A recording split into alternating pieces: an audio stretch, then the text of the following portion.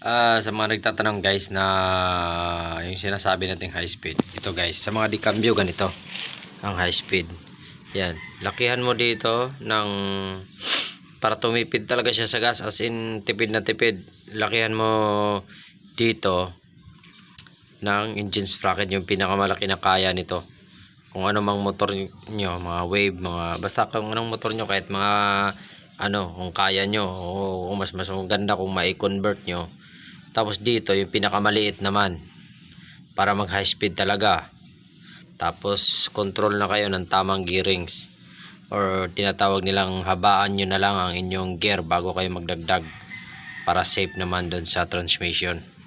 Yun ang pampatipid sa gas. Kaya sa mga nagtatanong ano yung high speed, kasi maraming mga nagko-comment ano ba yung high speed, ano ba yung high speed, yun ang pinaka best na ano sa mga high speed. At tapos kung ngayon kasi medyo ano talaga crisis sa gas, kung gusto nyo pang tumipid,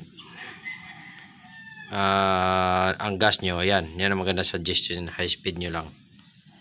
Ito naka-stock pa yata to 34, pwede na rin to, pero medyo low speed pa nga to konti.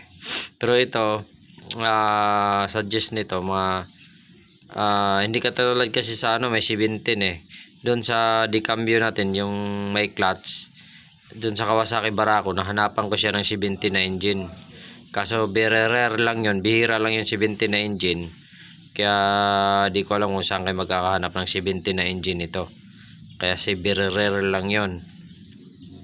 Pero mayroon sa Kawasaki Barako, mayroon siyang nabibili, di ko alam anong brand yun, YSK yata yun, no? Basta search nyo lang guys sa mga online kung baka mayroon sila. Tapos yan, habaan nyo lang yung gear nyo para kahit papaano, kahit naka high speed kayo, mas safe pa rin sa ano. Pero hindi to advisable sa mga ano guys, sa mga tricycle, hindi to advisable kung pamasada. Hindi talaga pwede masyadong i-high speed ang mga di-tricycle, yung mga may clutch, kasi baka naman mawasak din yung makina. Pero sa mga 150cc pataas, pwede siguro. Pwede nyo i-high speed yan, 150cc pataas, pero wag lang yung 125 pababa, baka delikado, lalo sa mga badya 125, kasi mahinang ano yan, mga TMX, mahinang bearing yan, minsan stick bearing lang yung loob nyan. Ang Kawasaki Barako kasi, sa mga hindi nakakalam, ang lahat ng parts niya sa loob ay halos mga ball bearing na siya, wala na siyang mga stick bearing. Like sa ibang brand may stick bearing pa siya na halo, kaya pag kunting dumi lang ng langis doon nag-i-ste, bilis masira yung stick bearing kasi maliliit lang siya, parang stick lang siya. Kumbaga pinaka stick bearing na lang talaga sa Kawasaki Barako yung kanyang connecting rod, yung sa may pin, sa may crank pin, yun na lang yata ang pero overall yan, papakita ko sa inyo guys, recall ko yan. At mayroon pa naman tayong isang makina ng Kawasaki Barako. Bakit suggested ko talaga si Kawasaki Barako? Kahit luma na siya, mas maganda makabili kayo. Very practical talaga siya sa lahat ng makina. Yan, pwede nyo i-high speed, di basta-basta nasisira. Yung kanyang clutch housing ay naka-spring type, di basta-basta lumulutong, kaya pwede sa long drive, biyahe, walang pahingaan.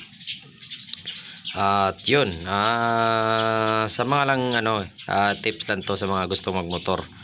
Kung may pera kayo, tapos may binibintang Kawasaki Barako, yan, kung may choices kayo, doon kayo sa Kawasaki Barako. Basta wala lang maraming issue, kasi medyo may kamahalan din, kasi kung may issue naman si Kawasaki Barako, may kamahalan din yung kanyang mga parts. Pero marami namang mga aftermarket na good naman siya. Siguro ang hindi ko lang na aftermarket kay Kawasaki Barako, yung kanyang camshaft. Hirap maghanap ng aftermarket na matino na camshaft. At yun, yan lang mga boss, high speed lang, ganito lang gagawin nyo, simpleng high speed lang para tumipid lalo sa gas ang inyong mga motor. Pero pag scooter naman, pag dumako naman tayo sa mga scooters, medyo bigatan konti ang bola at lambutan, balik mo sa stock, malambot na spring, center spring, tsaka malambot para engage agad, tipid na siya sa gas. Pero kahit wala siyang masyadong dulo, okay lang.